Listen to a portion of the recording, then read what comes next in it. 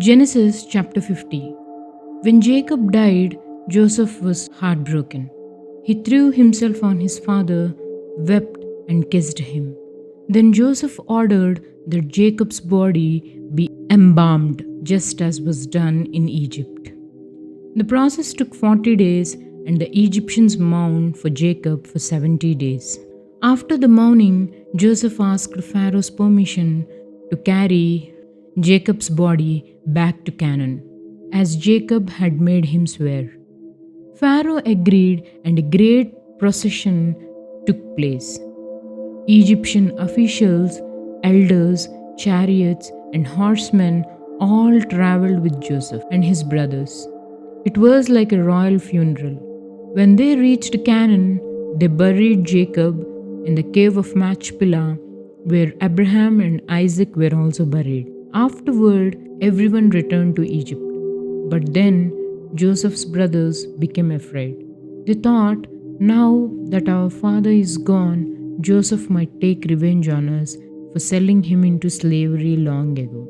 Then sent a message to Joseph saying Jacob had asked him to forgive his brothers.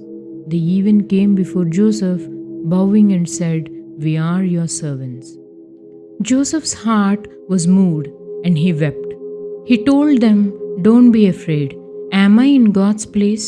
You meant evil against me, but God turned it for good, to save many lives, just as you see today. So don't be afraid. I will take care of you and your children." He comforted them and spoke kindly to them. Joseph lived on in Egypt, reaching the age of 110. He saw his great-grandchildren and enjoyed a long life. Before he died, he reminded his family of God's promise.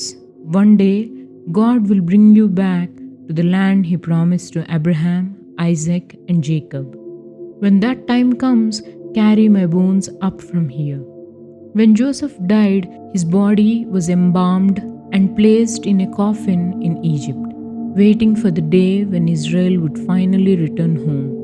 Genesis ends with forgiveness, hope, and faith. Joseph showed that even deep hurts can be healed when we trust God's bigger plan. He chose mercy over revenge, and his faith in God's promise carried forward to the next generations.